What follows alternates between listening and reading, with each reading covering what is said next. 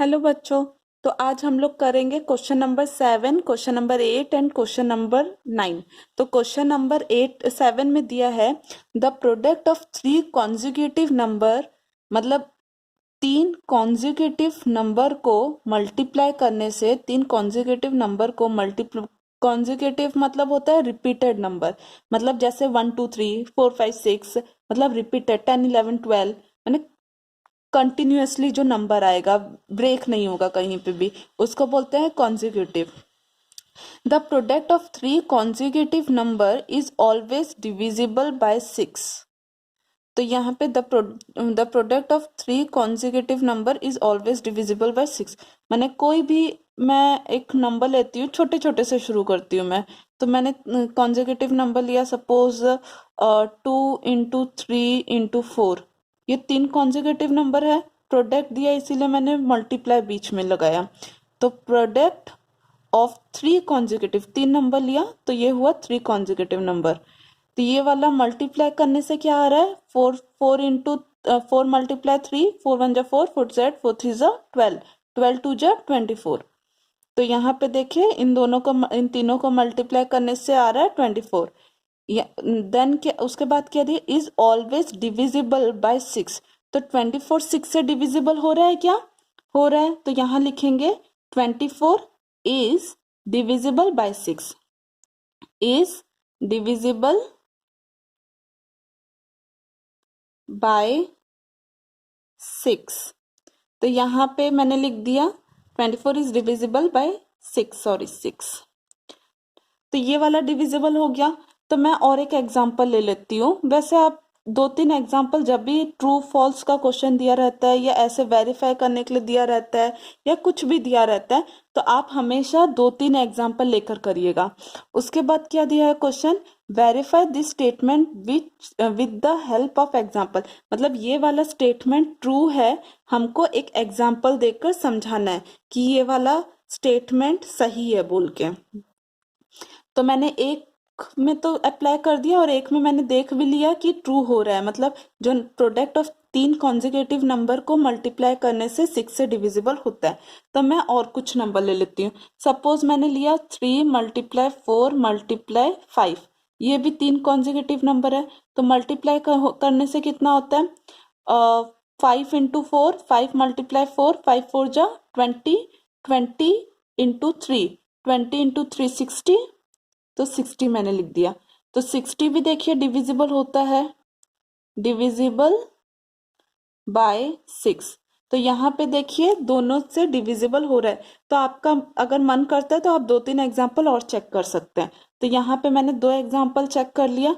तो यहाँ पे ये वाला वेरीफाई हो गया स्टेटमेंट कि ये दोनों डिविजिबल बाय 6 होता है। तो ये वाला स्टेटमेंट सही है, वेरीफाई मैंने कर दिखा दिया एग्जाम्पल के साथ। यहाँ पे दिया है एग्जाम्पल के साथ आपको प्रूफ करना है, एग्जाम्पल के साथ बताना है। तो मैंने यहाँ पे एग्जाम्पल के साथ बता दिया। तो अब चलते हैं क्वेश्चन नंबर 8 में। क्वेश्चन नंबर 8 में दिया है the sum of 2 consecutive odd number, मतलब दो कॉन्जिक्यूटिव ऑड नंबर का सम मतलब प्लस, प्रोडक्ट मतलब मल्टीप्लाई। 3 कॉन्जिक्यूटिव इसीलिए मैंने 3 नंबर लिखा, उसके बीच में मल्टीप्लाई लगाया। तो यहाँ पे सम दिया है तो प्लस लगाया, और 2 कॉन्जिक्यूटिव ऑड नंबर, तो 2 कॉन्जिक्यूटिव नंबर लिखना है, और वो भी ऑड नंबर। ये दोनों क्या होना चाहिए, ऑड नंबर होना चाहिए। तो ऑड नंबर क्या होता है, जो 2 से डिविजिबल नहीं होता। तो ऑड क्या होता है, ऑड इवन ऐसे। तो 1 क्या है, ऑड, ये 2 इवन है तो ये नहीं लेना है। 1 और 3, 1 ऑड ऑड, तो 1 और 3 मैंने ले लिया। तो यहाँ दिया है the sum of 2 consecutive odd number, इतना तक हमने कर लिया। इज डिविजिबल बाय 4, तो इन दोनों को प्लस करने से कितना आया, 4। तो ये देखिए 4 से डिविजिबल होता है, तो 4 is divisible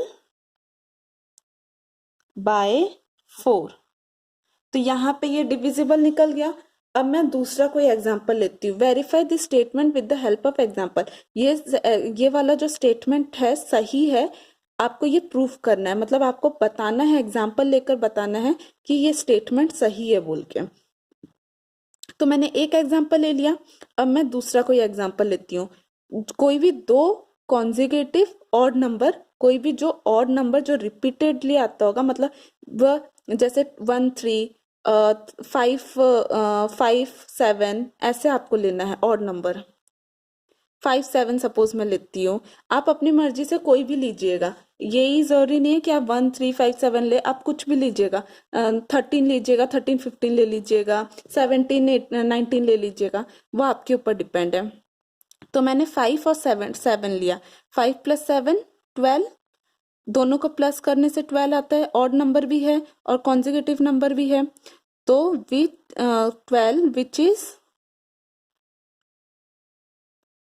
is divisible by 4। देखिए ये दोनों दो कॉन्जिगेटिव ऑड नंबर को प्लस करने से, दो कॉन्जिगेटिव ऑड नंबर को प्लस करने से जो रिजल्ट आता है वो हमेशा देखिएगा 4 से डिविजिबल होता है। तो आप और कोई एग्जांपल लेकर चेक करिएगा, कोई भी दो कॉन्जिगेटिव ऑड नंबर को, मतलब कॉन्जिगेटिव हमेशा याद रखिएगा, कॉन्जिगेटिव माने होता है रिपीटेड, माने कोई भी दो रिपीटिंग ऑड नंबर, मतलब ऐसा नहीं होना चाहिए कि एक ऑड नंबर ले लिए फिर इवन नंबर ले लिए, नहीं, कंटिन्यूअसली जो ऑड नंबर होता है, जैसे 1 3, ये दोनों क्या है, ऑड नंबर है, तो एक के बाद एक आ रहा है 1 3, क्योंकि बीच में तो इवन नंबर आ जाता है, इसीलिए ये हुआ रिपीटेड ऑड नंबर। ऐसे आप नहीं ले सकते कि 1 5, ऐसे नहीं ले सकते, क्योंकि उसके बीच में क्या है 3, 3 भी ऑड नंबर है, तो फिर आप 3 को छोड़ नहीं सकते, तो कंटिन्यूअसली होना चाहिए, 1 3 ले सकते हैं, नहीं तो 3 5 ले सकते हैं, 1 5 आप नहीं ले सकते, क्योंकि उसके बीच में 3 और एक नंबर आता है जो ऑड नंबर है। तो हमेशा याद रखिएगा कॉन्जिगेटिव मतलब रिपीटेड। आई होप आपको क्वेश्चन नंबर 7 क्वेश्चन नंबर 8 समझ आया होगा। अब हम लोग चलते हैं क्वेश्चन नंबर 9 में। क्वेश्चन नंबर 9 दिया है, in which of the following expression prime factorisation has been done.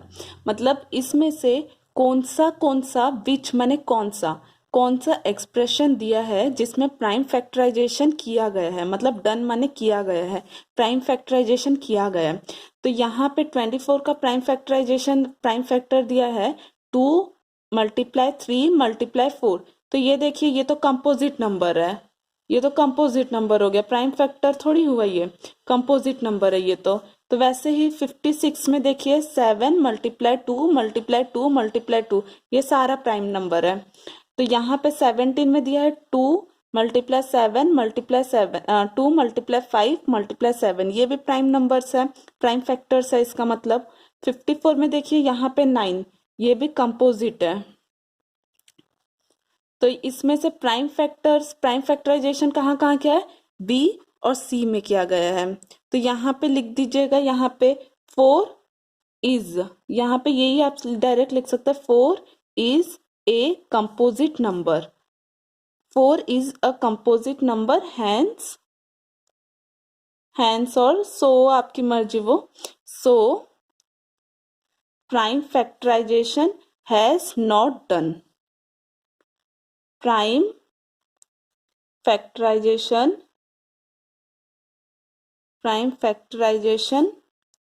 Has not, यहाँ पे बीन दिया है, बीन डन, यहाँ पे नॉट लिखना है आपको क्योंकि यहाँ कंपोजिट नंबर आया।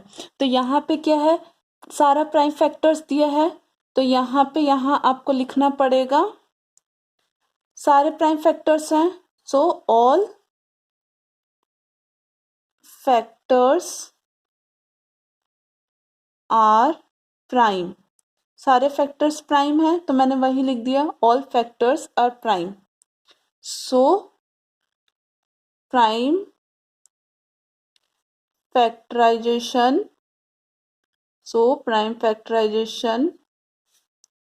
हैज बीन डन, यहाँ पे so prime factorisation has been done.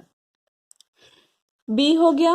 अब सी में देखिए सारा प्राइम फैक्टर्स दिया है, तो यही सेम लाइन यहाँ पे भी आपको लिख सकते हैं, आपको लिखना पड़ेगा आंसर में, डायरेक्ट आप टिक मत मारिएगा, आप एक्सप्लेन कर दीजिएगा तो आपके लिए इजी है, मतलब ठीक है, अच्छा है, टीचर को देखने से अच्छा लगेगा, उनको पता चलेगा कि आपको ये वाला पता है।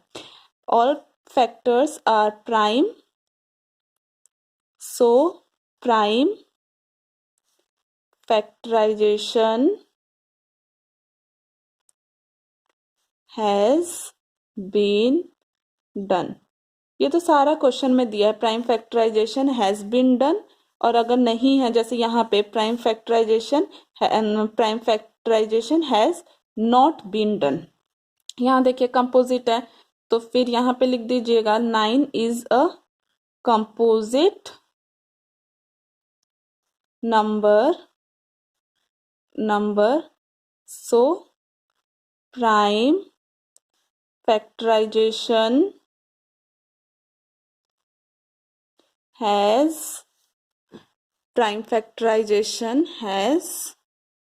not been done। I hope आपको question number 7, question number 8 and question number 9 समझ आया होगा। अगर आपको कुछ डाउट है फिर भी तो आप कमेंट सेक्शन में पूछेगा। अगर आपको वीडियो पसंद आता है तो लाइक करिए और शेयर करिए अपने फ्रेंड्स के साथ, और सब्सक्राइब करिए ताकि मेरा लेटेस्ट वीडियो आपको मिले। Thank you.